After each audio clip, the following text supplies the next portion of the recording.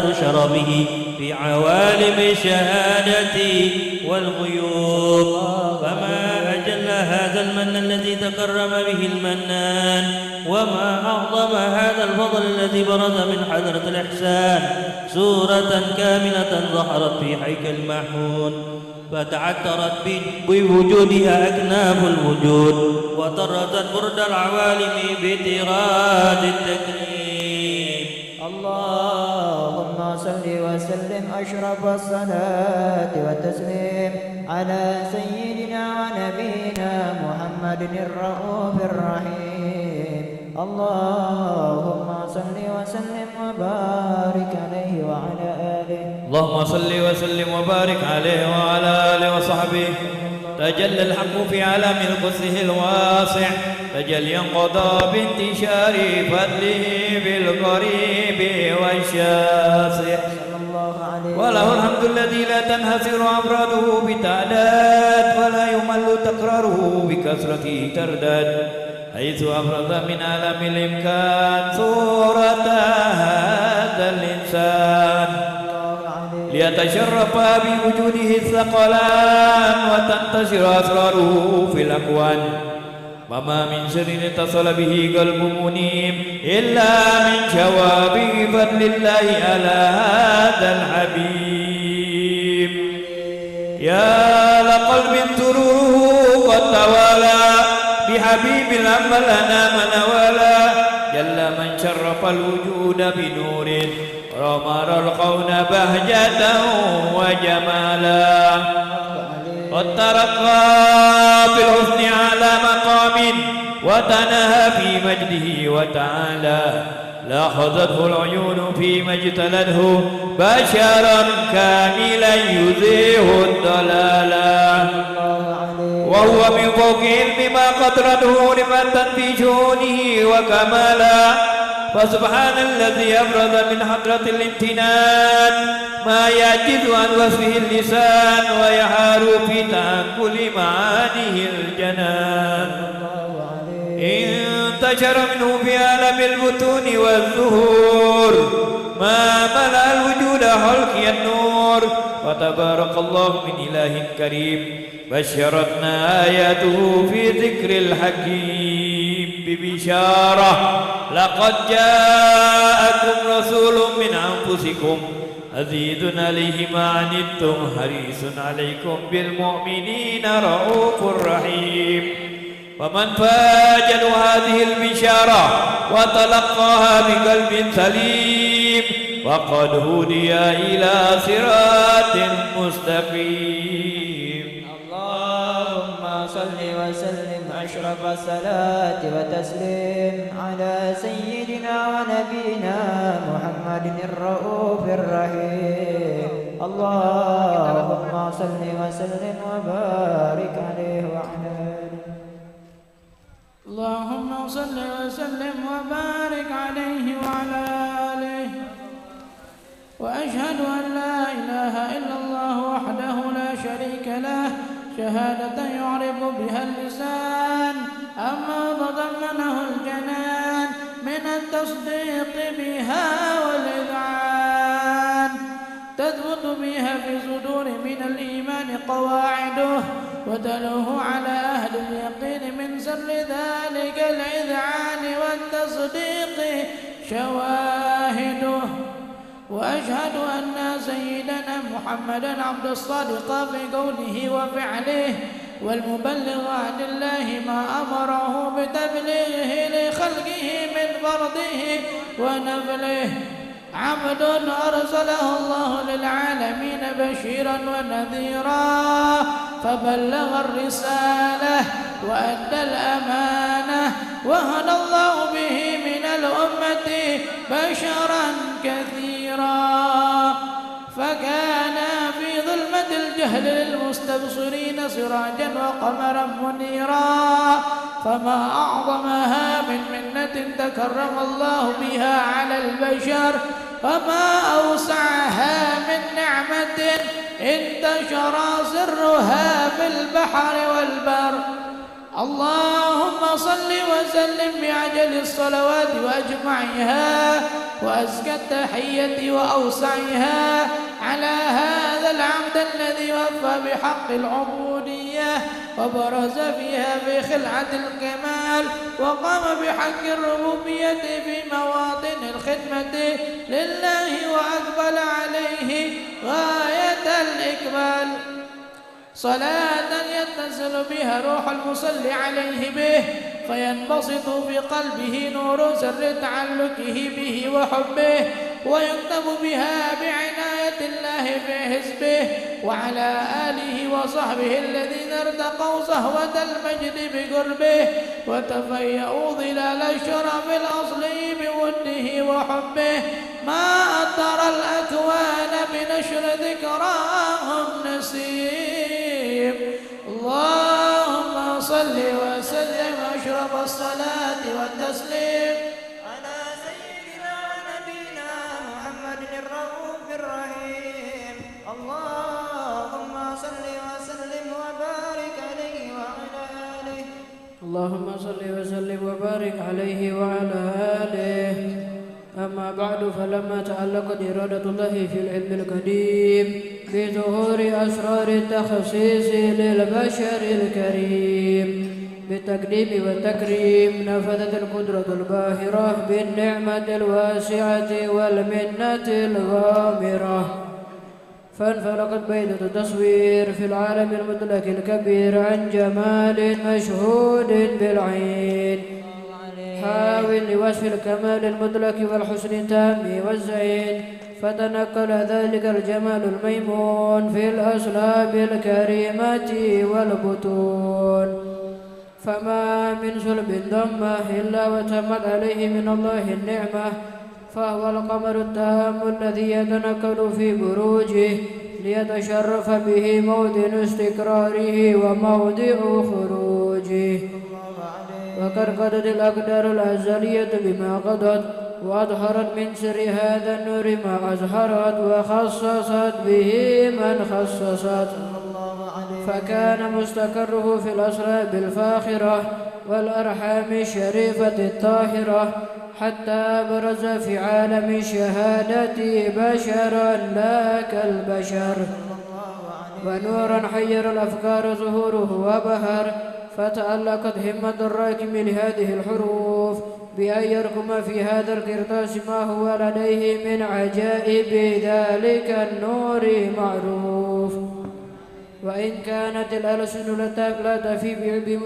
بعشر معشار أوصاف ذلك الموصوف تشويقا للسامعين من خواص المؤمنين وترويحا للمتعلقين بهذا النور المبين وإلا فأن تعرب الأكلام عن شؤون خير الأنام ولكن حزني إلى تدوين ما حفظته من سير أشرف المخلوقين وما أكرمه الله به في مولده من الفضل الذي عم العالمين وبقيت رايته في الكون منشورة على مر الأيام والشهور والسنين داعي التعلق بهذه الحضرة الكريمة ولا إجد التشوق إلى سماع أوصافها العظيمة ولعل الله ينفع به المتكلم والسامع فيدخلان في شفاعة هذا النبي الشافع ويتروحان بروح ذلك النعيم اللهم صل وسلم أشرف على سيدنا ونبينا محمد الرؤوف الرحيم اللهم صل وسلم وبارك اللهم صل وسلم وبارك عليه وعلى آله مصاحبة الرجال مصاحبة الرجال مصاحبة الرجال ذوي الوفاء مصاحبة الرجال ذوي الوفاء نعيم الخلد في دار الفناء مرافقة الكرام أجل غنم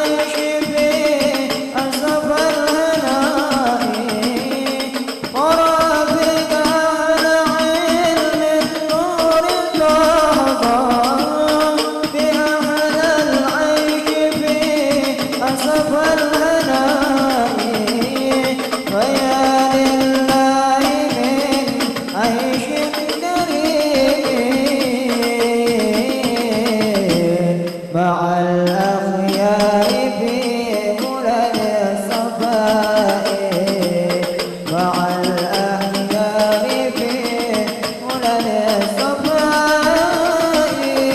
مصاحبة الرجال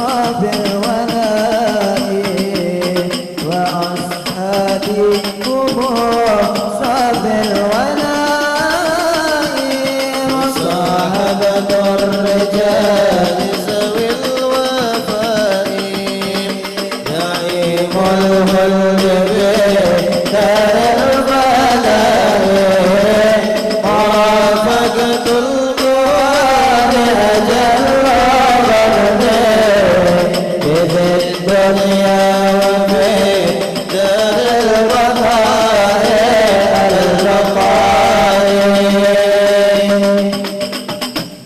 اللهم صل وسلم وبارك عليه وعلى آله. اللهم صل وسلم وبارك عليه وعلى آله. وقد آن للقلم يخط ما حركته فيه الأنامل مما استفاده الفهم من صفات هذا العبد المحبوب الكامل وشمائله التي هي أحسن الشمائل. وهنا حسن أن نثبت ما بلغ إلينا في شأن هذا الحبيب من أخبار وآثار ليتشرف بكتابته القلم والقرطاس وتتنزه بهداكه الأسماء والأبصار. وقد بلغنا في الأحاديث المشهورة أن أول شيء خلق الله هو النور مودع في هذه السورة. فنور هذا الحبيب أول مخلوق برز في العالم ومنه تفرع الوجود حلقا بعد حلق فيما حدث وما تقادم.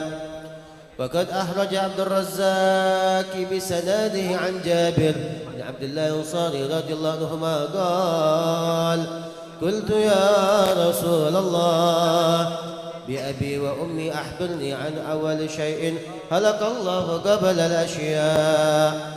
قال: يا جابر إن الله خلق قبل الأشياء نور نبيك محمد صلى الله عليه وسلم من نور. وقد ورد من حديث أبي هريرة رضي الله عنه أنه قال: قال رسول الله صلى الله عليه وسلم: كنت أول النبيين في الخلق وآخرهم في البعث. وقد تعددت الرواية بأنه أول خلق وجودا وأشرفهم مولودا. ولما كانت السعادة الأبدية لها ملاحظة حفية اهتصت من شاءت من البرية بكمال الخصوصية فاستودعت هذا النور المبين أسلاب وبطون من شرفته من العالمين. فتنقل هذا النور من صلب آدم ونوح وإبراهيم حتى أوصلته يد العلم القديم إلى من خصصته بالتكريم أبيه الكريم عبد الله بن عبد المطلب ذي القدر العظيم وأمه التي هي في المخاوف آمنة السيدة الكريمة آمنة. فتلقاه صلب عبد الله فألقاه إلى بطنها فضمته أشياؤها بمعونة الله محافظة على حق هذه الدرة وصونها. فحملته برعاية الله كما وردانها حملا خفيفا لا تجد له ثقلا ولا تشكو منه ألما ولا عللا حتى مر شهر بعد شهر من حمله فقرب وقت بروزه إلى عالم الشهادة لتنبسط على أهل هذا العالم فيضاد فضله وتنتشر فيه آثار مجده السميم. اللهم صل وسلم أشرف الصلاة والتسليم على سيدنا ونبينا محمد الرؤوف الرحيم. اللهم صل وسلم وبارك عليه وعلى آله. اللهم صل وسلم وبارك عليه.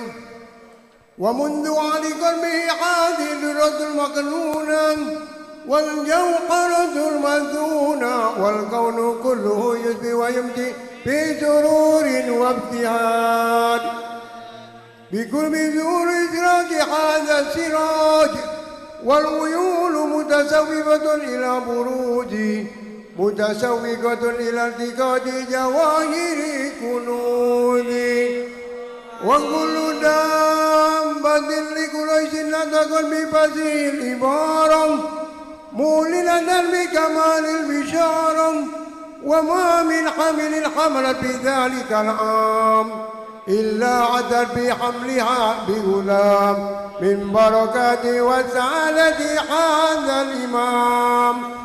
ولم تزل الأرض والسماوات متنبحة بإذن الفرائض بملاقاة أسباب البريات وبرود من علام الخفاء إلى علم الظهور بعد تنقل بالمتون والدور. فأظهر الله بالوجود بجد التكريم وبدأ بالعالم الكبير مائدة التشريف والتعظيم ببروز هذا البشر الكريم. اللهم صل وسلم أشرف الصلاة والتسليم على سيدنا ونبينا محمد الرؤوف الرحيم. اللهم صل وسلم وبارك عليه. اللهم صل وسلم وبارك عليه وعلى آله. رب صلى دائما وسلم يا الله على المكرم شيء الله ما زمزم الحادي وما ترنم في الليل الأظلم شيء الله. رب صلى دائما وسلم يا الله على المكرم شيء الله ما زمزم الهادي وما ترنم يا الله في ليل الأظلم شيء الله. بذكر طه المجتبى جلالها الله والأنس طيب شيء الله. ذكره لأدواء القلوب مرهم يا الله يشفي من السم شيء الله. رب صلى دائما وسلم يا الله على المكرم شيء الله ما زمزم الهادي وما ترنم يا الله في الليل الأظلم شيء الله. صلوا عليه إن الصلاة مغنم يا الله تنجي من الغم شيء الله. حاله ربي بالقرآن الأقدم يا الله صلى وسلم شيء الله. رب صلى دائما وسلم يا الله على المكرم شيء الله زمزم الهادي وما ترنم يا الله ليل الظلام شيء الله. ماله وذكره بالكتاب يتلى يا الله عليه صلى شيء الله وبالرسالة كلبه المعلى يا الله مجلاه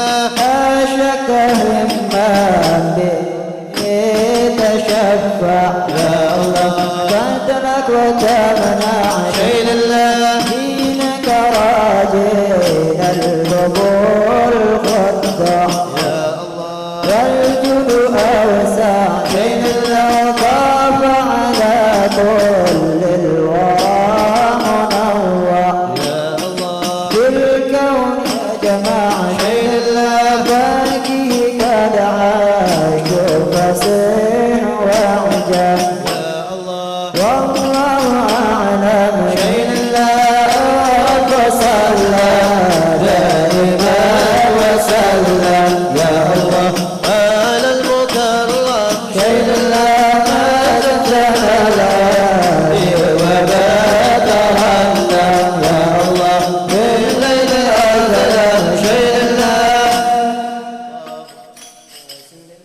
بارك عليه وعلى آله اللهم صل وسلم وبارك عليه وعلى آله.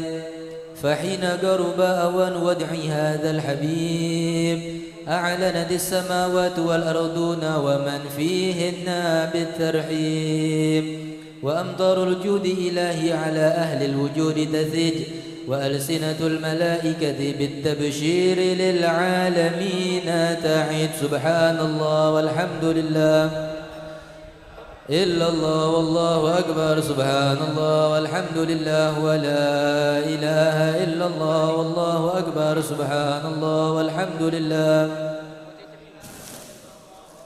والقدرة كشفت جناح هذا المستور ليبرز نوره كاملا في عالم الزهور، نورا فاق كل نور، وأنفذ الحق حكمه على من أتم الله عليه النعمة من خواص الأمة، أن يحضر عند وده أمه تأنيسا لجنابها المسعود ومشاركة لها في هذا السمات الممدود. فحضرت بتوفيق الله سيدة مريم وسيدة آسيا، ومعهما من الحور العين من قسم الله له من الشرف بالقسمة الوافية. فأتى الوقت الذي رتب الله على هدوره وجود هذا المولود، فانفلق صبح الكمال من النور عن عمود، وبرز الحامد المحمود مذعنا لله بالتعظيم والسجود.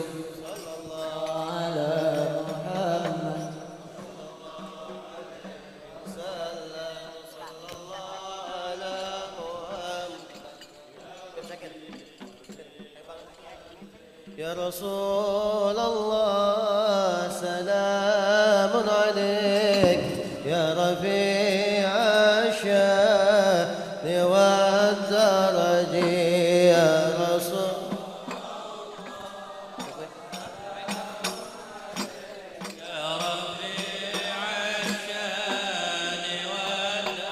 يا رسول الله سلام عليك يا رفيع الشان والدرج يا رسول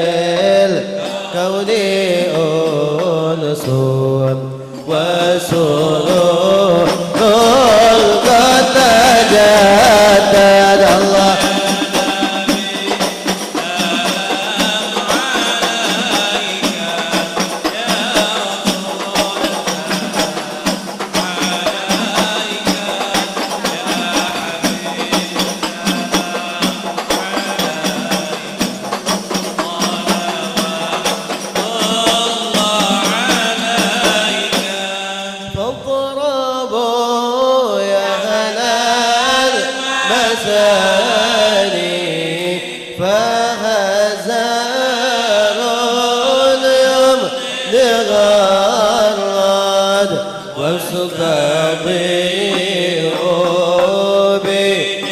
بجمال فضى بالحسن تفرد نبي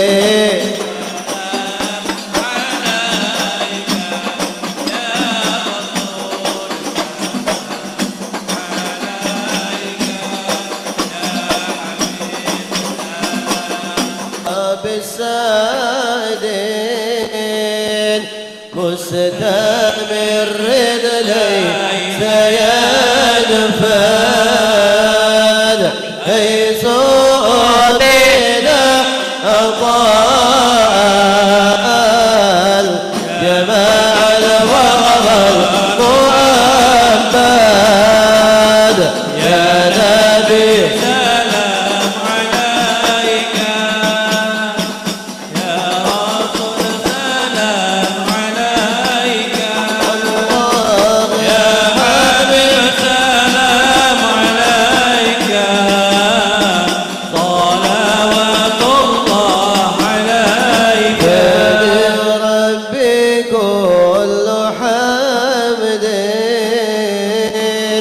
جل أن يغسو رغال عاد إذ حبنا بوجود المصطفى الهادي محمد يا نبي سلام عليك يا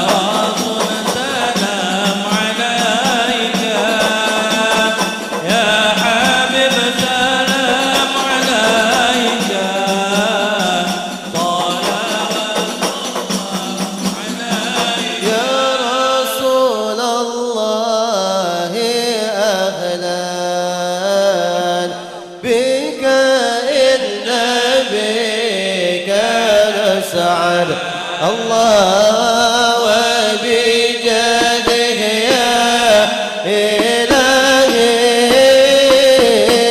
جد وبلغ كل مقصد صلى الله عليك يا نبي الله الله يا جنة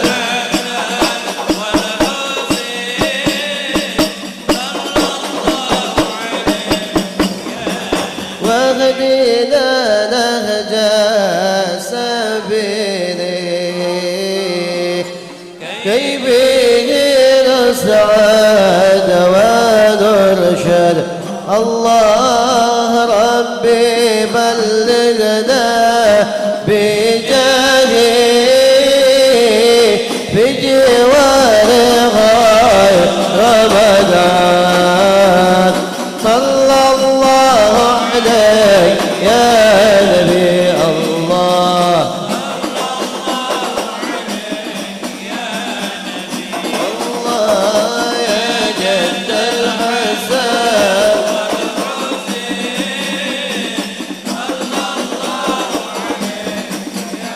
أستغفر الله رب البرايا أستغفر الله من الخطايا أستغفر الله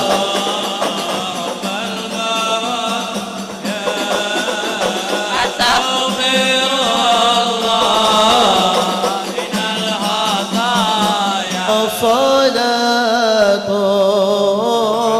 الله تشاء أشرف العود لمحمد أستغفر الله رب البرايا أستغفر الله من وسلام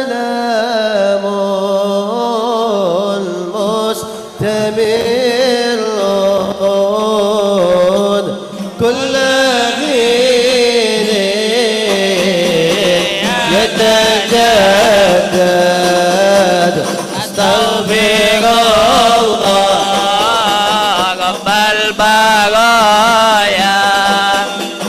أستغفر الله من الخطايا الله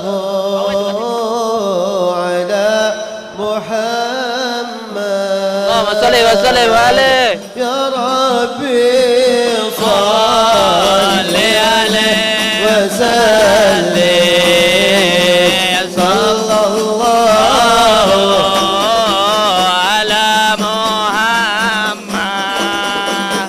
صلى الله عليه وسلم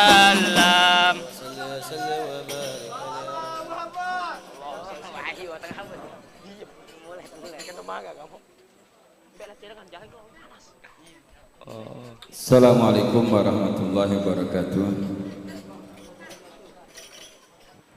Bismillahirrahmanirrahim. Alhamdulillahirabbil alamin. Allahumma shalli wa sallim ala sayyidina Muhammadin wa ala alihi wa sahbihi ajmain, amma ba'du.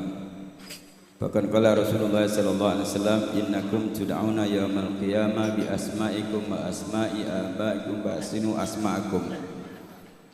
Hadirin yang dimuliakan Allah Subhanahu wa taala, mari kita membacakan suratul Fatihah untuk peresmian nama atau tasmiyah cicit daripada Suhaibul Bas Sahibul Magam Al-Habib Muhammad bin Abdullah Al-Habsyi, yaitu telah diberikan nama disepakati oleh kedua orang tuanya Ahmad Hussein Zain bin Zaki Al-Jufri.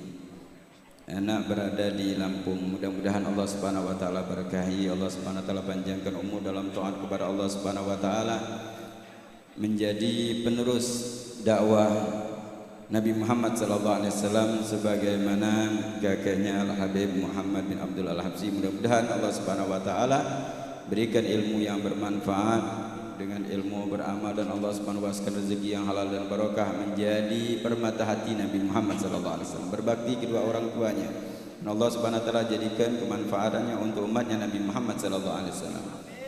Wa ala hadiniya wa fi kulli niyatin salihah wa ila hadratin Nabi Sayyidina Muhammadin sallallahu alaihi wasallam. Al-Fatihah. A'udzu billahi minasyaitonir rajim. Bismillahirrahmanirrahim. Alhamdulillahirabbil alamin arrahmanir rahim maliki yaumiddin.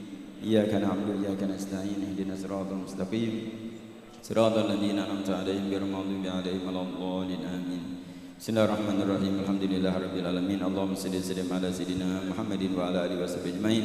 Allahumma barik lana bi azwajina wa auladina banatina wa dzurriyyatina qurrata a'yunin lil muttaqin imama. Allahumma بلغنا مقاصدنا اللهم سهل أمورنا ربنا آتنا في الدنيا حسنة وفي الآخرة حسنة وقنا عذاب النار وصلى الله على سيدنا محمد النبي الأمي وعلى آله وصحبه وسلم والحمد لله رب العالمين. اللهم صل وسلم وبارك عليه وعلى آله. وحين برز صلى الله عليه وسلم من بطن أمه برز رافعا طرفه إلى السماء مؤميا بذلك الرفع إلى أن له شرفا على مجده وسماء. وكان وقت مولد سيد الكونين من الشهور شهر ربيع الأول ومن الأيام يوم الاثنين وموضع ولادته وقبره بالحرمين.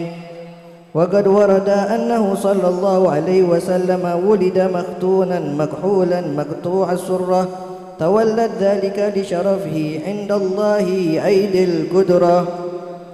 ومع بروزه إلى هذا العالم ظهر من العجائب ما يدل على أنه أشرف المخلوقين وأفضل الحبائب.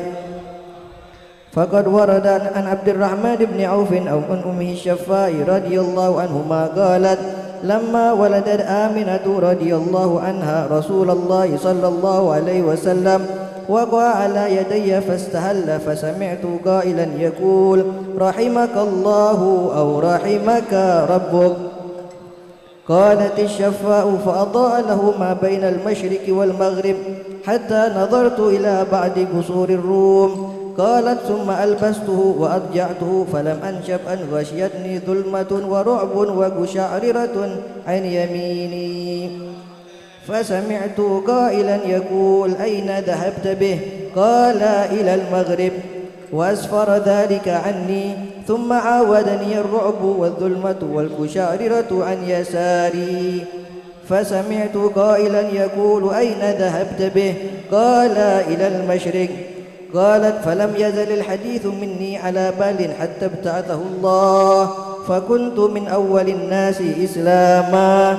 وكم ترجمت السنة من عظيم المعجزات وباهر الآيات البينات بما يكفي بعظيم شرفه عند مولاه، وأن عين عنايته في كل حين ترعاه، وأنه الهادي إلى صراط مستقيم. اللهم صل وسلم أشرف الصلاة والتسليم على سيدنا ونبينا محمد الرؤوف الرحيم. اللهم صل وسلم.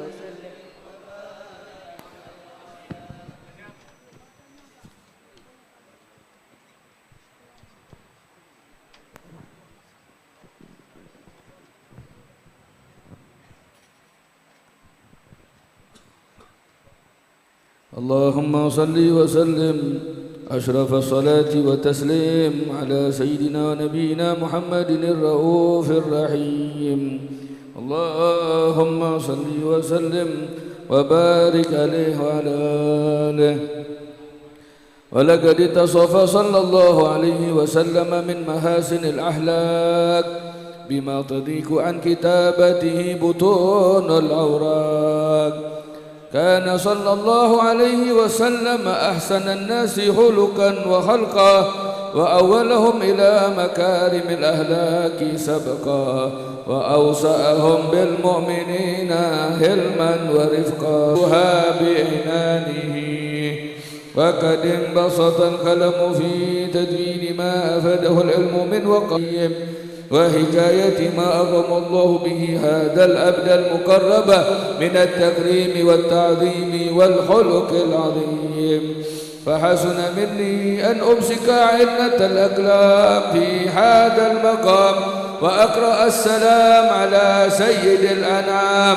السلام عليك أيها النبي ورحمة الله وبركاته. السلام عليك أيها النبي ورحمة الله وبركاته. السلام عليك أيها النبي ورحمة الله وبركاته. وبذلك يحسن الختم كما يحسن التكريم، فعليه أفضل الصلاة والتسليم. اللهم صل وسلم أشرف الصلاة والتسليم على سيدنا ونبينا محمد الرؤوف الرحيم. اللهم صل وسلم وبارك عليه وعلى آله.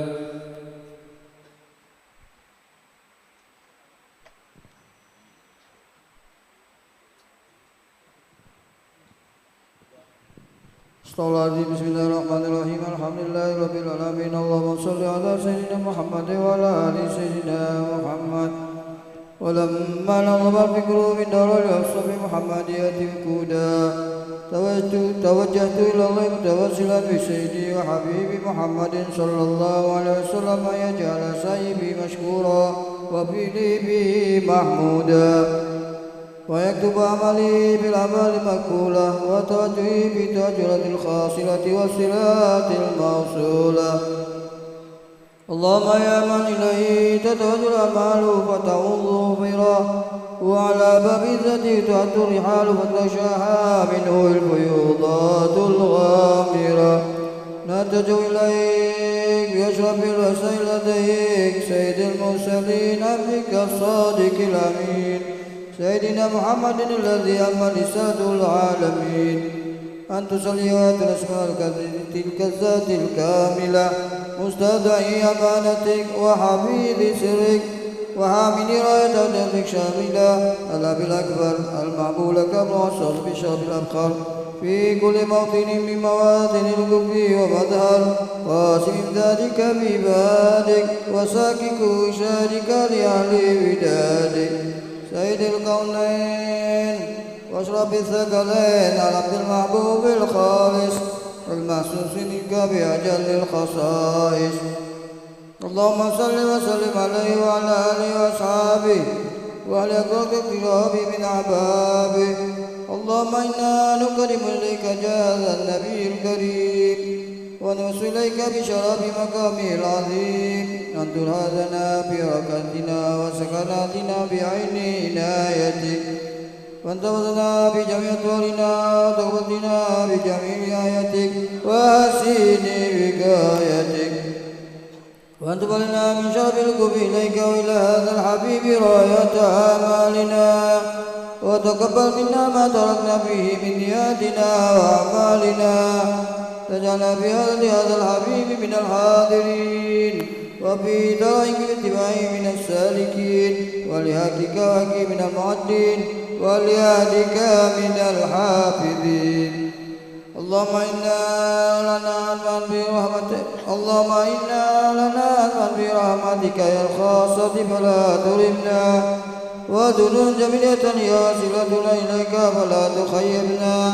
آمنا بك ورسولك وجابنا الدين وتوجهنا به إليك المستشفين أن تقابل المذنب منا بالغفران والمسيء بالإحسان والسائل بما سأل ومعمل بما عمل أن تجعلنا ممن نصر هذا الحبيب وواظره ووالاه وظاهره وأم بقتي وشفيعة أولادنا ووالدينا ولقدرنا ووالدينا وجميع المسلمين والمسلمات والمؤمنين والمؤمنات في جميع الجهات ولمرأة القوم في جميع الأقطار منشورا ومعالم الإسلام والإيمان بأهله مأمورا معنا وسورا واكشف اللهم كربة المكروبين واقضي دين المدينين واغفر للمذنبين وتقبل توبة التائبين وانصر رحمتك على عبادك المؤمنين أجمعين واكفي شر المعتدين والظالمين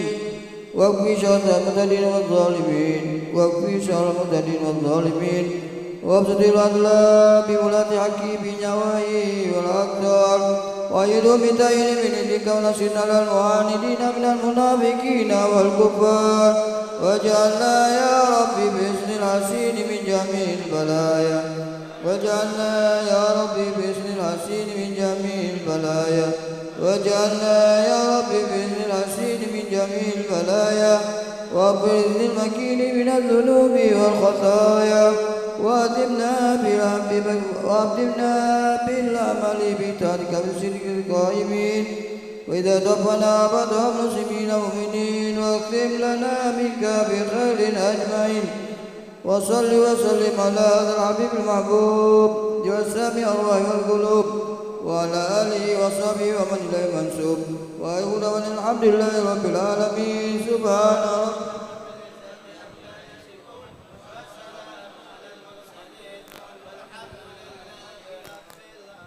البدر قبل إلى حضرة الرسول صلى الله عليه وسلم الفاتحة.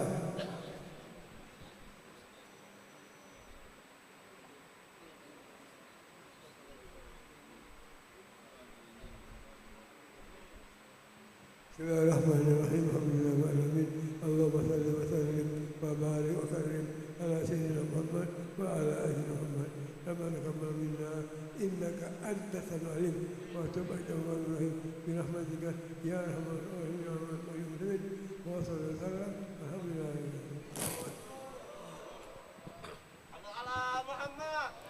Assalamualaikum warahmatullahi wabarakatuh. Bismillahirrahmanirrahim. Alhamdulillahirabbil alamin. Wassalatu wassalamu ala asrafil anbiya'i wal mursalin wa ala alihi wa sahbihi ajma'in. Allahumma shalli wa sallim wa barik wa karrim ala sayyidina Maulana Muhammadin wa ala alihi wa sahbihi ajma'in. Amma ba'd, ma'asyiral habaib wal asatidzah wal hadirin rahimakumullah. Alhamdulillah, segala puji bagi Allah Subhanahu wa taala yang mana pada malam hari ini Allah Subhanahu wa taala telah mengumpulkan kita di rumah salah satu wali min auliyaillah yaitu Habib Muhammad bin Abdullah Al-Habsyi. Mudah-mudahan hadirnya kita pada malam hari ini Allah Subhanahu wa taala akan menurunkan curahan rahmat, taufik dan hidayah kepada kita sekalian. Amin ya rabbal alamin. Salawat serta salam tak henti-hentinya kita haturkan kepada junjungan agung kita Nabi Muhammad sallallahu alaihi wasallam beserta keluarga dan para sahabatnya. Ma'asyiral habaib wal hadirin rahimakumullah, sebagaimana biasa sebelum melanjutkan acara berikutnya yaitu managib dan mau'izatul hasanah, kami akan mengumumkan beberapa peringatan untuk malam-malam berikutnya. Untuk malam besok, malam Rabu malam ke-16, peringatan Maulid akan diadakan di Musholla Siratul Falah bertempat di Lorong Sederhana 13 Hulu. Dan pada malam Kamis malam ke-17, peringatan Maulid akan diadakan di Masjid Baitul Muwafaqah bertempat di Jalan Kebun Bunga kilometer 9. Dan pada malam ke-18, peringatan Maulid akan diadakan di Musholla Al-Habib di Rumah Al-Habib Abdurrahman bin Muhammad Al-Munawwar bertempat di Kampung Munawwar 13 Hulu. Sekianlah undangan untuk malam hari. Dan untuk sore hari besok peringatan Maulid akan diadakan di Musholla At-Thaibah di lorong Sungai Bayas atau di samping Gedung Ba'alawi jam 4 sore.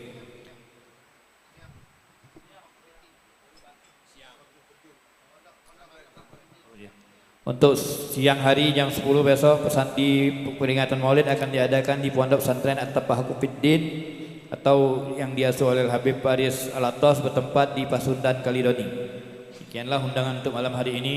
Untuk mau'izatul hasanah pada malam hari ini akan disampaikan oleh dua orang penceramah yang insyaallah yang pertama akan disampaikan oleh Al-Ustaz Mahmud Badaruddin, yang kedua akan disampaikan oleh guru kita Al-Habib Muhammad Syukri bin Ali bin Syihab. Namun sebelumnya marilah kita sama-sama mendengarkan manaqib singkat Al-Habib Muhammad bin Abdullah Al-Habsyi yang akan disampaikan oleh cucu beliau yaitu Al-Habib Ahmad Nabil bin Ali Al-Habsyi. Fa alaihim falyatafaddal.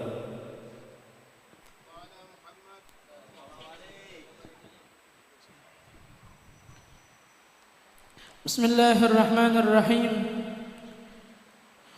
Uhayyikum bitahiyyatil Islam, tahiyyat ahlal jinan. فتحيتهم فيها سلام سلام قولا من رب الرحيم السلام عليكم ورحمة الله تعالى وبركاته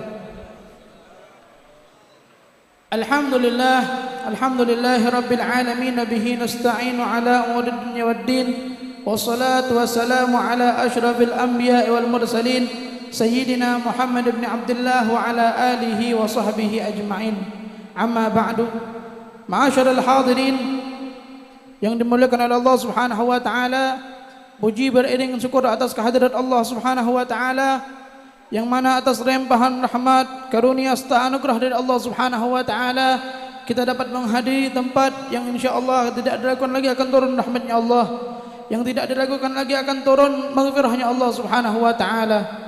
Salawat beriring salam tak lupa kita haturkan kepada junjungan kita Nabi besar Muhammad sallallahu alaihi wasallam beserta para sahabat, para keluarga dan para pengikutnya hingga hari kiamat kelak. Ma'asyiral hadirin rahimakumullah, berdiri Al-Bagir di sini memohon izin untuk membacakan sekelumit daripada manaqib Al-Habib Ad-Da'i ilallah Al-Habib Muhammad bin Abdullah Al-Habsyi. Adapun nasab beliau Al-Habib Muhammad bin Abdullah bin Alwi bin Muhammad bin Abdullah bin Alwi bin Ahmad bin Ali bin Hadi bin Adrus bin Hadi bin Ahmad sahib al-Syi'ib bin Muhammad bin Alawi bin Abu Bakar Al-Habsyi. Dan nasab beliau terus bersambung sampai kepada datuk beliau Imam Ali Zainal Abidin ibn Fatimah bin Imam ibn al-Imam Husain As-Sibit bin Sayyidatina Fatimah Az-Zahra binti Rasul sallallahu alaihi wa alihi wasallam. Kelahiran dan pendidikan Beliau Al-Habib Muhammad atau yang biasa dipanggil Ustadz Majid Habsyi dilahirkan pada tahun 1926 Masehi di perkampungan 26 Ilir Palembang dari kedua orang tua yang saleh dan salehah.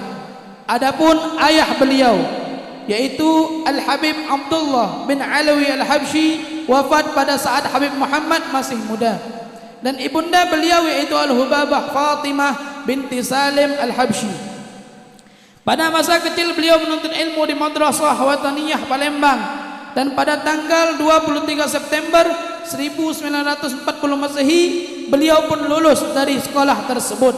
Dan adapun guru-guru beliau yang pernah memberikan tarbiyah kepada beliau yaitu Kiai Haji Masyhur Azhari, Kiai Haji Abdul Rashid, Kiai Haji Kiai Agus Muhammad Syajiri, Kiai Haji Mustafa, dan beliau juga banyak menimba ilmu dan mendapat tarbiyah dari guru beliau Al-Arif Billah Al-Habib Alwi bin Ahmad Bahsin, atau yang kita kenal dengan Muallim Nang. Adapun sahabat-sahabat beliau yang belajar bersama beliau dengan Habib Alwi Bahsin, yaitu Al-Habib Umar bin Ahmad bin Jihab, Al-Habib Abdullah bin Uthman Al-Madhij atau Habib Ubud, Al-Habib Ali bin Salim Al-Madhij, dan lain-lain. Tetapi beliau tidak segan-segan mengatakan bahwa mereka adalah guru-guru saya. Pernah suatu saat Al-Habib Alwi Bahsin berkata kepada beliau, "Wahai Maji, engkau sudah bisa mengajar." Akan tetapi beliau merasa masih belum mampu. Seraya berkata, "Ana masih belum bisa mengajar." Akan tetapi gurunya tersebut tetap memerintahkannya untuk mengajar. Seraya mengatakan, "Engkau bisa untuk mengajar." Daripada kecintaan beliau kepada sang guru, jikalau disebutkan nama gurunya Al-Habib Alwi Bahsin, maka berlinanglah air mata beliau dikarenakan teringat dengan guru-gurunya tersebut. Pernikahan beliau pada tahun 1944 Masehi, beliau dan keluarga pindah ke kampung 14 Ulu, ya tepatnya di lorong Al-Habsyi ini. Dan 3 tahun setelah beliau pindah, tepatnya pada tahun 1947 Masehi, beliau menikah dengan Hubabah Zahra binti Abdullah Al-Habsyi. Dan dari pernikahan ini beliau dikaruniai 9 orang anak. Lima laki-laki dan 4 perempuan. Dan mereka yaitu adalah Sayyid Abdullah, Sayyid Alwi yang wafat pada tanggal 4 Rabiul Awal 1431 Hijriah. Yang mana pada malam setiap Maulid Arba'in kita peringati haul beliau.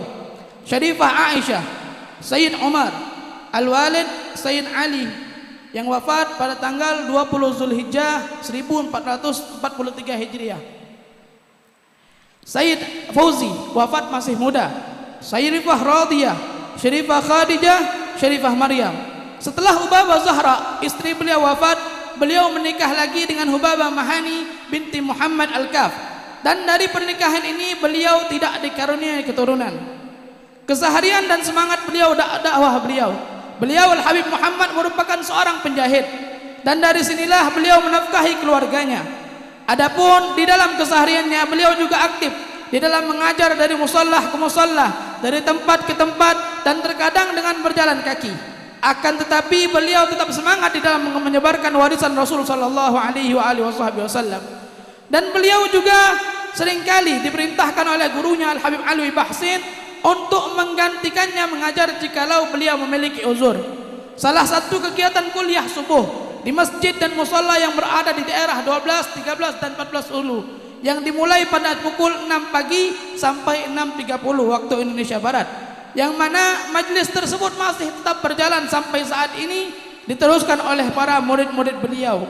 Pada bulan Agustus 1974 Masehi, beliau pernah diajak oleh guru beliau Al-Habib Alwi Bahsin pergi ke Pulau Bangka, dan bersama beberapa para sahabatnya, di antaranya Al-Habib Abdullah bin Uthman Al-Madhij, Habib Ubud,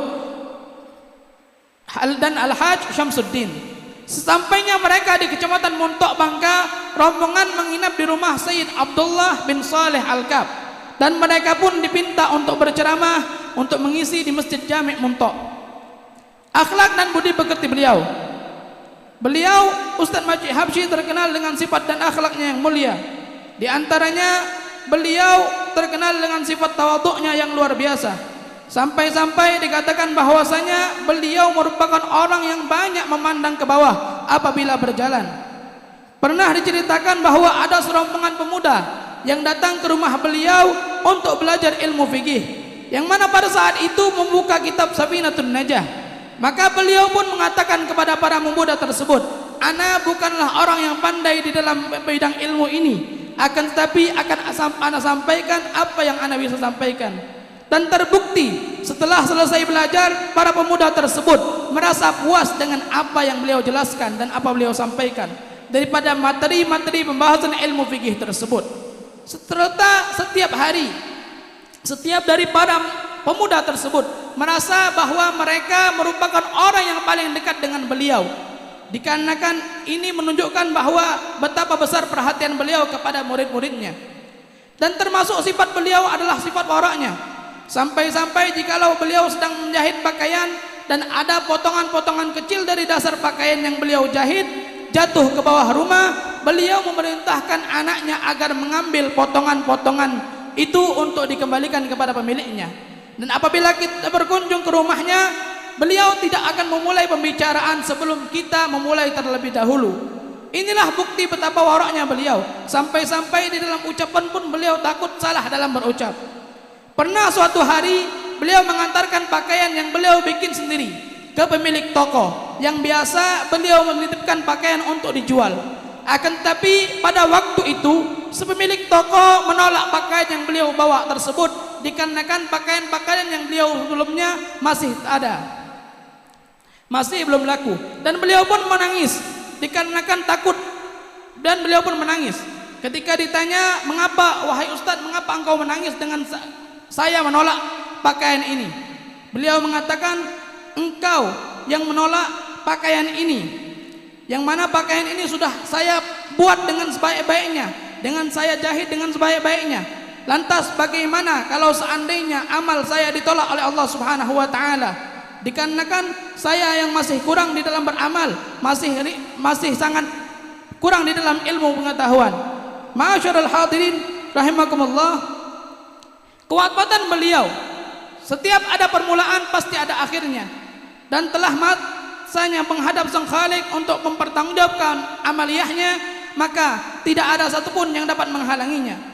Pada hari Sabtu tanggal 1 Jumadil Tsani 1421 Hijriah bertepatan pada tanggal 11 September 1999 Masehi, beliau Al-Habib Muhammad bin Abdullah Al-Habsyi berpulang ke rahmatullah.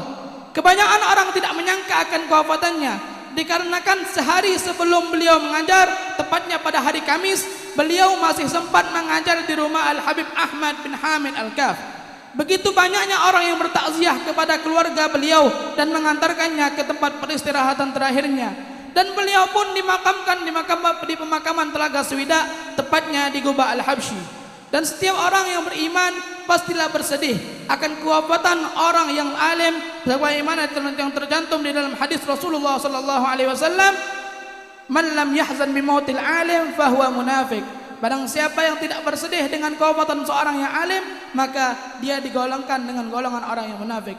Dan inilah daripada 10 manaqib Al-Habib Ad-Da'i ila Allah Al-Habib Muhammad bin Abdullah Al-Habsyi. Semoga kita yang mendengar bisa meneladani apa yang telah beliau lakukan, apa yang telah beliau perbuat. Terlebih khusus, dan kami pun mewakili daripada keluarga besar Al-Habib Muhammad bin Abdullah Al-Habsyi untuk mengucapkan ribuan banyak terima kasih kepada antum yang telah hadir di tempat ini, dan memohon maaf kepada antum dengan sebesar-besarnya apabila di sana sini ada kekurangan. Dan kami pun berterima kasih kepada siapapun yang telah bersedia mensukseskan acara ini. Kami tidak bisa membalas, akan tapi Allah Subhanahu wa taala akan yang bisa membalas.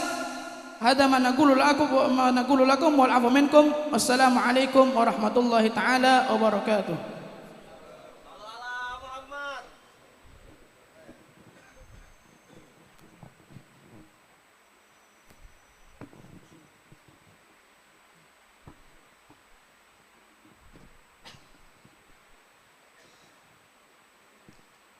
Assalamualaikum warahmatullahi wabarakatuh.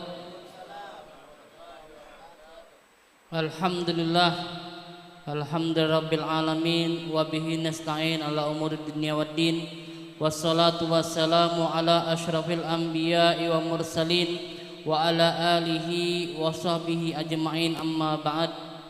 Yang kita muliakan dan kita hormati Fadilatul Habib Ustadz Muhsin bin Abdullah Al-Habsyi, dan yang kita muliakan dan kita hormati sibam kita Al-Habib Ali bin Abdullah Al-bin Hamid, dan yang kita muliakan kita hormati Fadilatul Habib Ustadz Syukri bin Ali Syahab, Ustadz Abdurrahman bin Hasan Al-Habsyi, dan seluruh para habaib dan asatiz yang tidak bisa saya sebutkan satu persatu, namun tidak mengurangi rasa hormat saya kepada antum sekalian, dan kepada para hadirin rahimani wa rahimakumullah.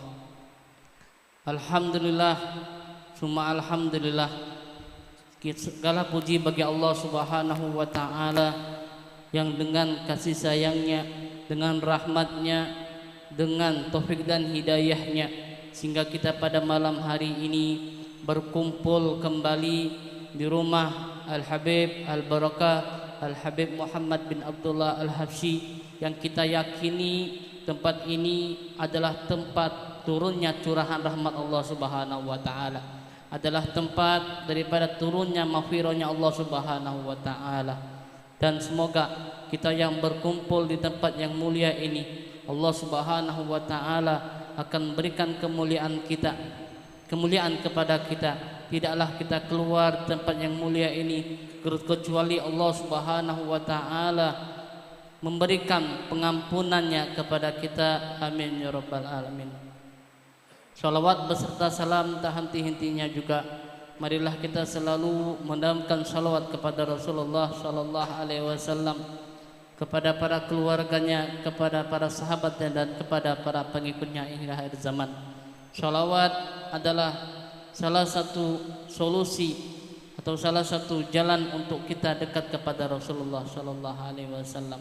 Adalah jalan untuk kita bisa mendapatkan keagungan kelak di hari kiamat, keagungan yang sangat kita harapkan, yaitu mendapatkan syafaat Nabi Muhammad sallallahu alaihi wasallam.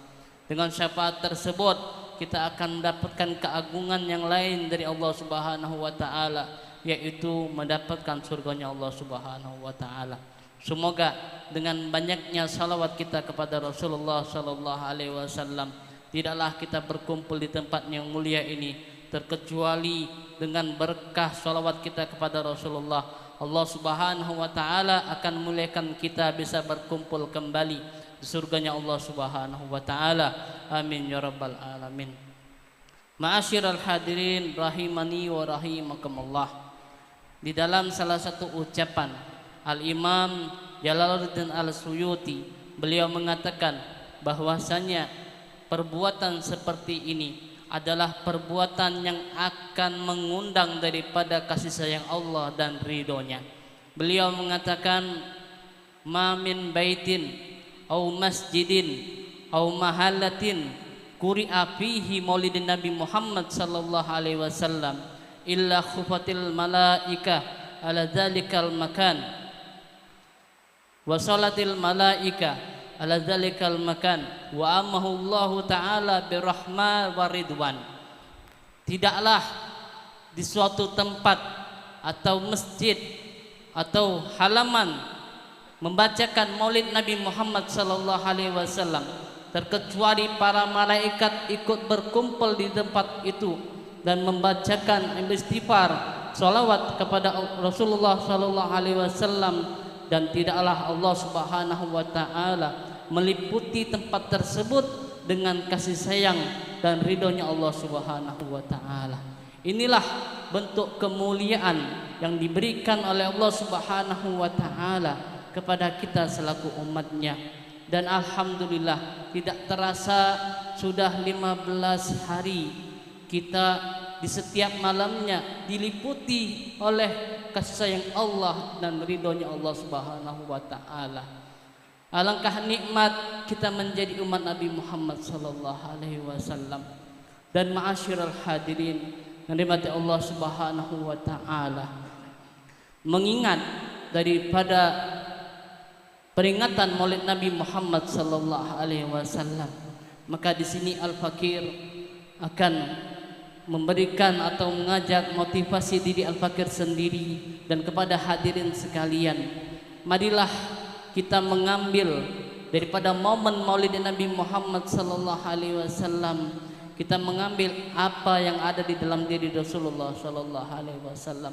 Jangan sampai berhari berlalu kita mendatangi Maulid Nabi Muhammad sallallahu alaihi wasallam namun tidak ada yang kita ambil daripada pribadi Rasulullah sallallahu alaihi wasallam.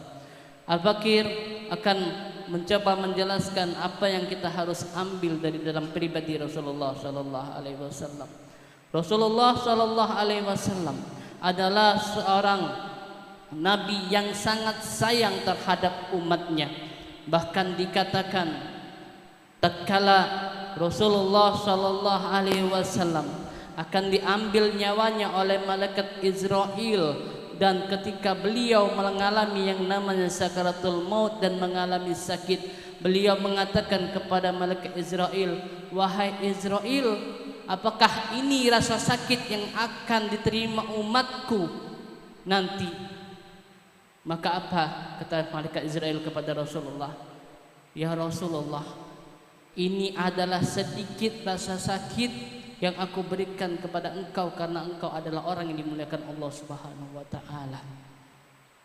Jikalau umatmu lebih daripada rasa sakit ini wahai Rasulullah."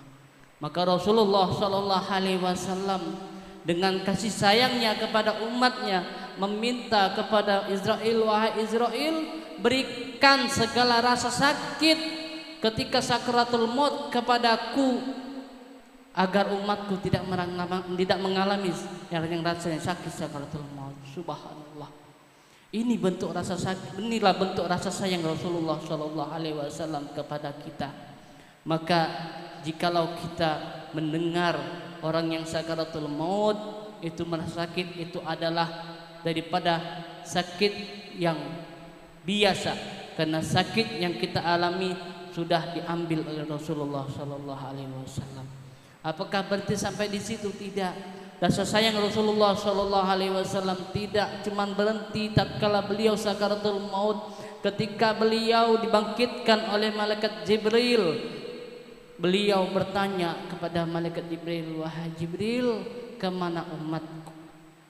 Bagaimana keadaan umatku wahai Jibril?" Beliau tidak bertanya tentang keluarganya, beliau tidak bertanya tentang anak yang dicintainya, namun beliau bertanya bagaimana keadaan kita. Inilah bentuk rasa sayang Rasulullah sallallahu alaihi wasallam. Dan tidak sampai di sini juga daripada rasa sayang Rasulullah sallallahu alaihi wasallam kepada kita. Beliau sampai mengucapkan, "Ya Allah, aku tidak ridha ada daripada umatku yang masuk neraka ya Allah." Siapakah orang yang bisa seperti ini? Tidak lain dan tidak bukan hanyalah Nabi Muhammad sallallahu alaihi wasallam. Maka melalui cerita ini Al-Fakir mengajak kepada antum-antum sekalian, marilah kita mencoba membalas rasa cinta kita kepada Rasulullah sallallahu alaihi wasallam. Walaupun kita tidak mampu untuk membalas rasa cinta kita kepada Rasulullah, namun usaha kita berusaha untuk mencoba biar Rasulullah sallallahu alaihi wasallam gembira ketika melihat kita. Bagaimana supaya Rasulullah sallallahu alaihi wasallam tersenyum kepada kita? Maka tidak lain dan tidak bukan caranya adalah kita berusaha dengan semaksimal mungkin menjalankan syariatnya Rasulullah sallallahu alaihi wasallam dan berusaha dengan semaksimal mungkin menjalankan sunnah-sunnah Rasulullah sallallahu alaihi wasallam. Dan menjalankan syariatnya Rasulullah sallallahu alaihi wasallam tidak akan bisa dengan sempurna kecuali kita mempelajari yang namanya agama Islam. Karena kalau sampai dengan kita tidak mempelajari syariat Islam, tidak benar-benar menjalani atau mempelajari yang namanya syariat Islam, maka ibadah kita ini senantiasa akan menjadi ibadah yang tidak ada gunanya. Maka jikalau kita benar-benar cinta kepada Rasulullah sallallahu alaihi wasallam, dari sekarang kita berusaha untuk menanamkan dalam diri kita masing-masing, belajar daripada memahami syariat Islam, berupaya dengan semaksimal mungkin kosongkan waktu kita untuk menghadiri majelis ta'lim dan berusaha dengan semaksimal mungkin menjalankan sunnah-sunnah Rasulullah sallallahu alaihi wasallam. Dan kita mendapatkan daripada kunci yang terjadi di zaman Rasulullah sallallahu alaihi wasallam apa yang terjadi kepada seorang badui. Di zaman Rasulullah sallallahu alaihi wasallam ada seorang badui bertanya kepada Rasulullah sallallahu alaihi wasallam, "Ya Rasulullah, kapan kiamat akan tiba?" Maka Rasulullah sallallahu alaihi wasallam berkata, "Apa yang kau siapkan ketika hal tersebut akan datang?"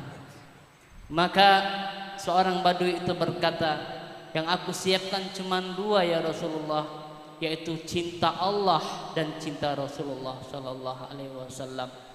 Cinta tidak akan timbul terkecuali kita mengenal seorang tersebut.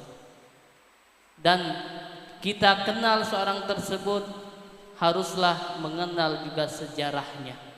Jadi akhir kata daripada ceramah singkat ini, jikalau kita benar-benar ingin mendapatkan cinta Rasulullah sallallahu alaihi wasallam, marilah kita kenali pribadi beliau. Marilah kita bersama-sama menghadiri tempat-tempat yang membuka daripada sejarah Nabi Muhammad sallallahu alaihi wasallam, agar kita kelak tertanam di dalam diri kita rasa cinta kepada Rasulullah sallallahu alaihi wasallam, dan rasa cinta ini akan membawa kita menuju ke tempat yang kita idam-idamkan, yaitu bersama Rasulullah sallallahu alaihi wasallam.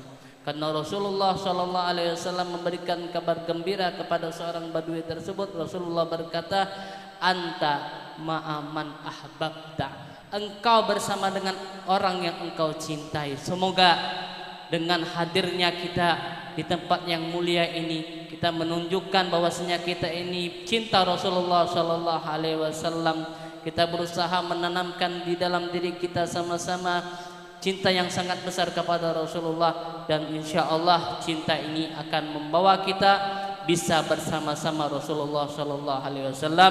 Amin ya rabbal alamin. Mungkin ini saja yang bisa saya sampaikan. Wabillahi taufiq hidayah. Wassalamualaikum warahmatullahi wabarakatuh.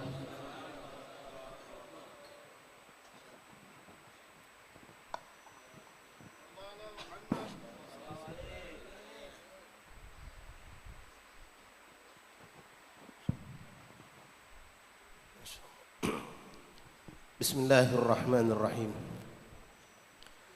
Bismillah walhamdulillah wassalatu wassalam ala Rasulillah Sayyidina Maulana Muhammad ibn Abdullah wa ala alihi wa sahbihi wa man walah. Rabbi shrah li sadri wa yassir li amri wa hlul 'uqdatam min lisani yafqahu qawli. Rabbi zidna ilman wa yaqinan warzuqna fahman. Allahumma rzuqna fahman nabiyyin wa hifdzal mursalin wa ilhamin ka ilham malaikatil muqarrabin. Subhanaka la ilma lana illa ma 'allamtana innaka antal alimul hakim. Tub alaina innaka antat tawwabur rahim. Ighfir lana warhamna wa anta khairur rahimin fansurna 'alal qawmil kafirin. Ma'asyiral habaib, ma'asyiral asatidz, ikhwan hadirin jamaah Majlis Maulid Arba'in rahimani rahimakumullah. Assalamualaikum warahmatullahi wabarakatuh. Alhamdulillah, thumma alhamdulillah, thumma alhamdulillah, lakal hamdu syukra. Suatu keberuntungan dan kebahagiaan dan kami diizinkan Allah untuk hadir dan sedikit menyampaikan nasihat buat diri kami dan kita semua. Ma'asyul ahbab rahimani rahimakumullah, telah kita dengarkan manaqib demi manaqib para awliya Allah, para salihin, yang mana siapapun mereka para awliya Allah, siapapun mereka para salihin, dimanapun mereka, kalau dibukakan manaqib tentang mereka pasti bermuara semua kepada Rasulullah. Wa kulluhum min Rasulillahi multamisan gharfan minal bahri aw rashfan minad diyami.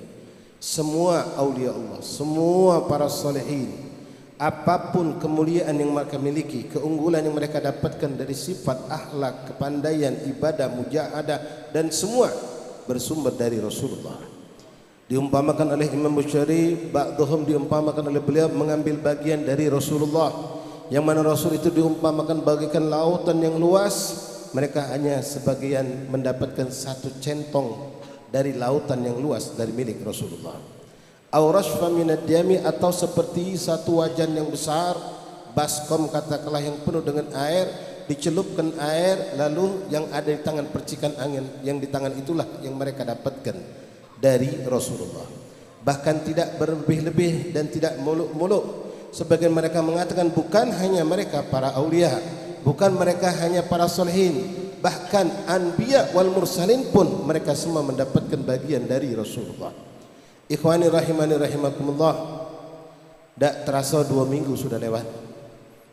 Ini malam ke-15 adalah waktu yang sangat tepat untuk kita semua menintrospeksi diri kita, melihat pada diri kita.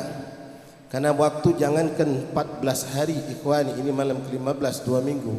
Kalau kemarin Maulid Arba'in berjalan baru 5 hari saja, antum yang sudah dari malam pertama ngikut sampai malam ke-5 itu harus bertanya, apa yang sudah aku dapatkan?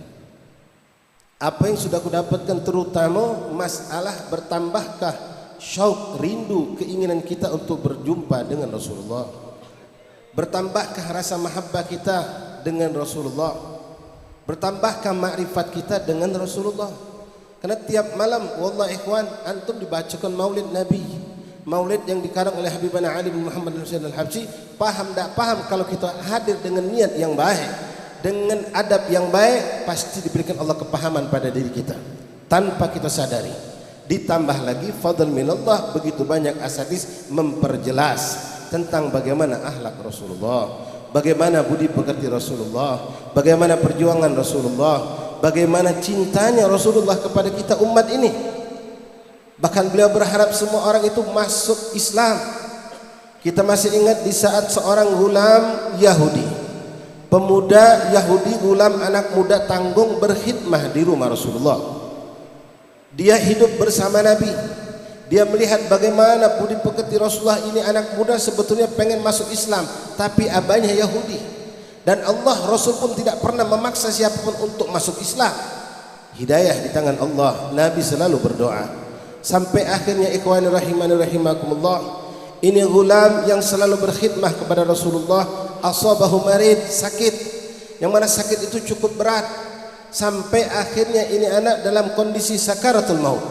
Nabi pun menghadirinya, mendatanginya, mengunjunginya. Ketika melihat ini anak dalam keadaan sakaratul maut, Nabi berharap sangat kepada Allah, jangan sampai ini gulam yang apalagi telah berbuat baik kepada Rasulullah wafat dalam keadaan tanpa beriman kepada Allah dan Rasul. Maka Nabi tawajjuh minta kepada Allah. Lalu beliau pun menawarkan ini anak yang sudah dalam keadaan sakaratul maut di samping abahnya untuk masuk Islam. Ini anak sebenarnya yang pengen masuk Islam dari sehatnya, namun ada ayahnya yang selalu menghalangi di hadapannya. Ketika akhir itu subhanallah, Allah menghendaki ikhwani, detik akhir itulah ketika Nabi menawarkan dia untuk masuk Islam, maka sang abah pun subhanallah dibukakan oleh Allah pintu hatinya, mengatakan ati Abil Qasim, ikuti apa itu perintah daripada Abil Qasim, yaitu Rasulullah yang menawarkan Islam. Maka sang anak ini pun mengucapkan syahadatain. Selesai mengucapkan syahadatain, dia pun wafat, meninggal dunia di hadapan Rasulullah. Nangis Rasulullah ikhwani, nangis Rasulullah sambil mengatakan alhamdulillah angkadahu min adzabin nar, segala puji bagimu engkau ya Allah yang telah menyelamatkan dia dari azab api neraka. Ini ikhwan yang dimiliki oleh mereka para aulia Allah, bahkan yang dimiliki oleh banyak guru-guru kita ikhwan yang saat ini hidup bersama kita. Kita cuma melihat mereka ngajar selalu ngajar seperti almarhum radhiyallahu anhu dan semua yang hidup bersama beliau. Mereka bukan cuma itu yang mereka berikan pada kita ikhwani. Mungkin antum tidak tahu, guru-guru kita yang ada sekarang ini tiap malam berdoa untuk antum. Siang malam mereka keluarkan tenaga pikiran ilmunya, nyampaikan untuk antum berhadapan. Pulang ke rumah mereka bertawajuh kepada Allah. Mereka minta agar kita semua selamat ikhwani. Karena itulah sifat Rasulullah yang juga mereka warisi, bukan cuma ilmu yang mereka warisi. Memang dikatakan al ulama warathatul anbiya, tapi Nabi itu bukan cuma menyampaikan ilmu, bahkan yang paling besar pada milik Rasulullah ar-rahmah, sifat rahmah ikhwani. Wallah ikhwani, ini harus ada pendirian dan kentum sekalian. Antum selamat tiap malam majlis ke majlis, belum lagi ba'dal asar, ba'dal maghrib, maulid arba'in, sebelum maulid kita selamat majlis demi majlis. Mukaffaratut dzunub, masuk majlis hilang dosa kita, dapat berkah, pindah ke majlis lagi dapat berkah lagi. Bahkan rumah-rumah seperti ini ikhwani, tanpa ada majlis pun antum dapat berkah di dalamnya. Tapi pernahkah antum mikirkan ikhwan kita yang di luar ikhwani, yang mereka tidak tersentuh dengan yang seperti ini? Bahkan ini perlu antum pikirkan ikhwani. Kalau tadi Rasulullah begitu gembira, nangisnya luar biasa karena satu makhluk Allah yang tadinya seharusnya dia mungkin dijatahkan masuk neraka, tapi dalam detik akhir hidupnya bersyahadatain masuk Islam, lalu pindah tempatnya ke surganya Allah. Sembari menangis mengatakan alhamdulillahilladzi anqadhahu min adzabin nar.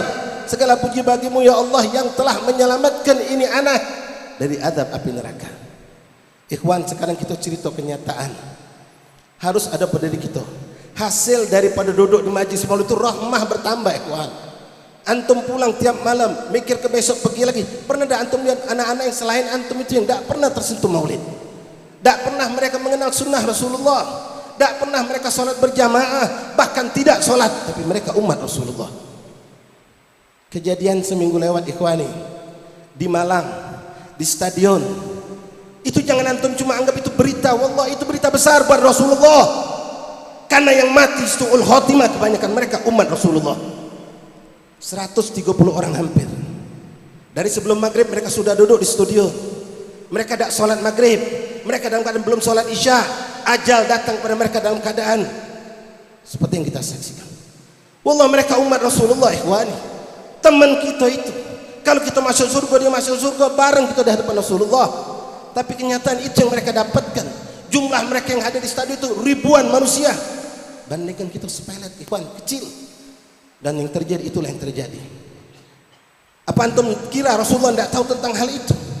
Wallah, nyampe, ikhwan, nyampe kepada Rasulullah. Kalau pada malam itu terjadi sekian puluh bahkan lebih dari 100 umat Rasulullah, laki perempuan besar kecil mereka tewas, dalam kata yang tepat seperti itu mungkin. Mau dibilang syahid, wallahu a'lam. Namun kita masih berhusnuzon insyaallah. Kebanyakan manusia walaupun mereka fasik, walaupun mereka tidak sholat, kalau sudah mengalami suatu keadaan yang mengerikan pasti teriak nyebut nama Allah. Kita masih berhusnuzon, mereka mungkin teriak istighfar, mereka teriak menyebut nama Allah, dan mudah-mudahan mereka diwafatkan dalam keadaan husnul khatimah. Antum pernah doakan mereka yang kemarin, ikhwan, yang meninggal itu? Pernah belum, ikhwan? Ini seminggu baru. Apa antum kira Rasul tidak tahu? Rasulullah tahu, itu baru mereka. Belum yang lain tiap malam bermaksiat kepada Allah. Belum lagi yang mereka naudzubillah sampai detik ini bermaksiat, berzina, mabuk, segala macam. Belum lagi yang mereka mendolimi umat Islam, sedangkan mereka adalah orang muslim sendiri. Ikhwani rahimani rahimakumullah, nikmat yang Allah berikan pada kita. Ini baru 2 minggu. Perbagus keadaan anak dan antum ketika hadir majlis seperti ini. Bersihkan niat kita, baguskan niat kita, baguskan adab kita, baguskan tujuan kita, baguskan akhlak kita. Fa insyaallah rahmah akan Allah tambahkan pada diri kita. Antum akan menangis melihat teman-teman antum yang belum dapat hidayah. Terutama mungkin banyak di antara kita, ikhwan, mungkin setahun lewat, 2 tahun lewat, kita belum mengenal majlis, belum mengenal habaib, belum mengenal aulia Allah, belum mengenal asatis, belum mengenal salawat. Tapi Allah selamatkan kita, berkat kawan kita menyelamatkan kita. Sampai hari ini kita istiqamah. Maka tugas antum, ikhwan, sebagai tanda syukur pada Allah, targetkan maulid ini harus ana mampu membawa minimal 5 orang temanku untuk mengenal majlis maulid. Cari, berdakwah, bagaimana cara untuk mengajak mereka lewat medsos barang jadi, atau untuk mendekati mereka sambil berdoa sama Allah. Minta sama Allah, ya Allah, sebagaimana Engkau memberikan aku hidayah sehingga aku sekarang mengenal habaib, mengenal ulama, mengenal aulia, mengenal majlis. Masih sekian banyak temanku, ya Allah, mereka jauh. Bimbinglah mereka, ya Allah, sebagaimana Engkau telah membimbing aku. Selamatkan mereka, ya Allah, sebagaimana Engkau selamatkan aku dengan berkat Rasulullah. Aku pengen Rasulullah gembira, ya Allah. Tawajjuh, ikhwan. Bukan cuma kita pengen masuk surga, bahkan keimanan kita tidak sempurna kata Rasulullah kecuali kalau antum seperti itu memiliki dalam hati dan pikiran. La yu'minu ahadukum hatta yuhibba li akhihi ma yuhibbu li nafsihi. Tidak sempurna iman kamu, ikhwan. Antum 15 malam tidak putus hadir maulid arba'in. Ba'dal asar antum hadir, bahkan maghrib antum sempat hadir juga. Antum melakukan bermacam-macam amal soleh. Tapi berapa banyak teman kita yang saat ini masih lalai. Bukan cuma mereka meninggalkan sunnah, melakukan makruh, bahkan meninggalkannya wajib, melakukan yang haram. Kita tidak terlintas berpikir agar mereka selamat. Seandainya fulan bin fulan itu, ikhwan, yang hari ini mereka masih belum melaksanakan sholat dengan baik, mereka masih melakukan bermacam maksiat, masih terus berdagang dengan cara yang diharamkan Allah, masih terus makan duit riba, masih terus melakukan bermacam kedurkaan, dan kita tidak pernah peduli sama mereka. Tak pernah memikirkan mereka. Boro-boro menarik tangan mereka, mendoakan pun tidak. Lalu seandainya mereka diwafatkan Allah ikhwan, apakah itu tidak menyedihkan hati Rasulullah? Posisikan kalau itu saudara antum, saudara kandung, kalau dia tidak selamat, jangankan terlalu tinggi beliau Rasulullah, kita bersedih ikhwan, kita menangis. Berapa banyak orang-orang tua kita yang nangis gara-gara anak tidak mau nurut untuk sholat. Wallah Rasul lebih besar lagi. Yang selalu ada benak pikir Rasulullah. Bahkan sampai beliau wafat, sampai detik ini ikhwani, kita ini selalu sampai kepada Rasulullah. Malam ini sering kita dengar para asatidz sahabat mengatakan perkumpulan ini insyaAllah menyenangkan hati Rasulullah. La syak, wallah ikhwani. Tapi ingat, kalau kita bermaksiat itu pun sampai kepada Rasulullah. Keburukan yang terjadi di muka bumi ini, di mana-mana yang terjadi pada umat Islam terutama, itu pun menyedihkan hati Rasulullah dan itu sampai kepada Rasulullah. Mari kita berlomba-lomba ikhwan untuk menyenangkan hati Rasulullah. Apa yang antum dapat selama 12 hari, malam 14, malam 15 ini dari sunnah Rasulullah hidupkan. Mulai dari kehidupan rumah tangga kita. Malam ini tidur, sunnah Rasulullah antum sudah sering dengar. Jalankan. Tidur punya wudu, tidur ngadap kanan, baca doa, baca istighfar, baca tasbih 33, alhamdulillah 33, Allah akbar 33. Itu semua sunnah Rasulullah. Masuk kamar mandi pakai sendal, pakai tutup kepala, baca doa, istinja. Berapa banyak yang tidak apa doa istinja kita. Padahal itu sangat kita butuhkan di zaman sekarang ikhwan. Fitnah dahsyat, fawahish bertebaran di mana-mana. Nabi ngajarkan ketika antum istinja cebok diajarkan oleh Nabi untuk keselamatan kita dari segala bentuk-bentuk fitnah LGBT itu. Zina kah, liwat kah, lesbi kah apa, antum selamat kalau antum praktekkan itu sunnah Rasulullah. Allahumma hassin farji, ya Allah lindungilah kemaluanku ya Allah minal fawahish, dari segala bentuk dosa-dosa yang muncul daripada syahwat manusia. Wa tahhir qalbi minan nifaq, dan bersihkan hatiku dari kemunafikan ya Allah. Berapa banyak kita ikhwan berkopiah baju koko datang ke majlis, tapi kemunafikan ada pada diri kita. Na'udzubillah min dzalik. Sekali lagi ikhwan, tanamkan pada diri kita. Mulailah renungi nikmat azim yang Allah berikan, dapat hidayah. Bertahan istiqomah dalam ketaatan. Lalu syukuri nikmat tersebut, lalu katakan pada diri meminta kepada Allah dengan bihaqqi Rasulullah. Bihaqqi Rasulullah, bihaqqi ahli bait Rasulullah, ashabi Rasul, bihaqqi auliyaillah, kama hadaitani ya Rabb, ihdi fulan bil fulan. Sebagaimana engkau telah memberikan kami hidayah ya Allah, berikan hidayahmu kepada fulan, fulan, fulan, sebutkan teman-teman antum ya Allah. Lalu katakan wallahu yahdi man yasha wallahu ala kulli syai'in qadir. Ini yang diharapkan oleh Rasulullah ikhwan.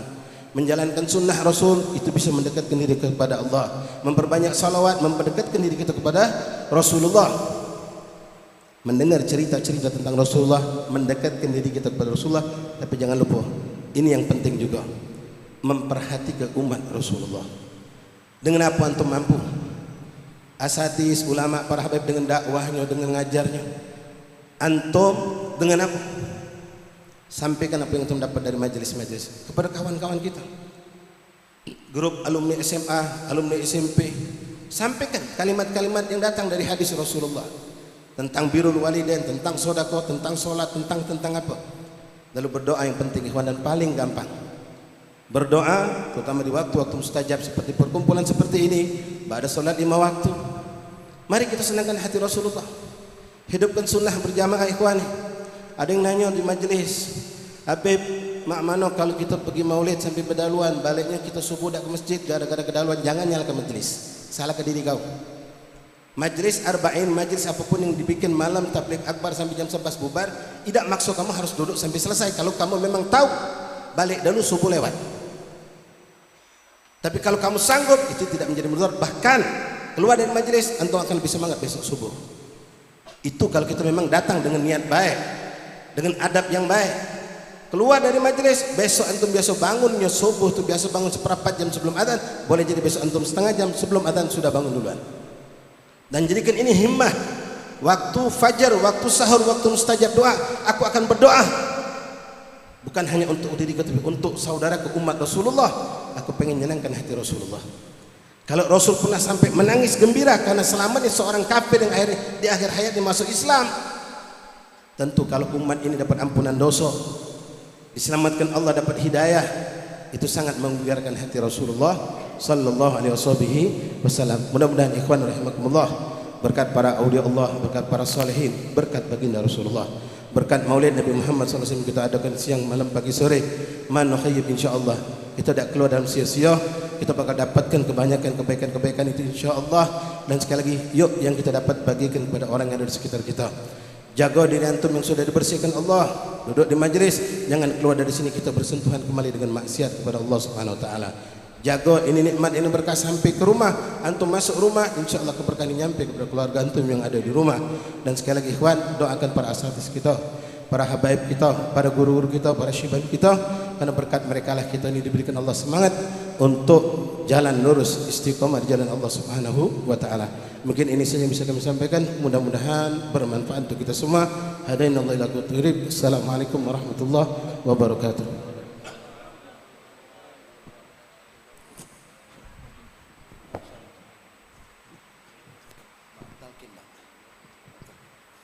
Al-Fatihah biniyati syifa was-sihha wal-lutf wal-afiyah li ahbabina minhum Al-Habib Quraish bin Muhammad bin Shihab Pangkal Pinang, wa Al-Habib As-Sayyid Abu Bakar bin Abdullah Al-Habishi, wa Al-Habib Abdurrahman bin Hashim Al-Mudahi, wa Al-Habib Abdul Basit bin Hamzah Al-Musawa, wa liman awsana bi syifa' min maradihim اشفهم شفاء عاجلا شفاء لا يغادر بعده سقما ولا ألما على هذه النية وكنية صالحة وإلى حضرة النبي محمد صلى الله عليه وسلم بسر الفاتحة.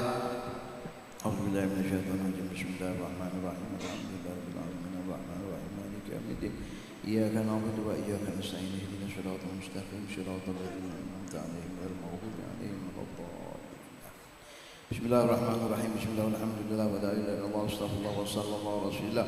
اللهم صل على سيدنا محمد طب القلوب ودوائها وعافيه الابدان وشفائها ونور الابصار وضيائها وروح الارواح وحياتها وبهجه النفوس وصفائها وعلى اله وصحبه وسلم بكل لمحه ونفس بعدد معلوم الله.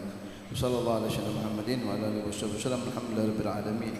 قال رسول الله صلى الله عليه وآله وسلم أفضل ما قلت أنا والنبيون من قبلي لا إله إلا الله لا إله إلا الله لا إله إلا الله لا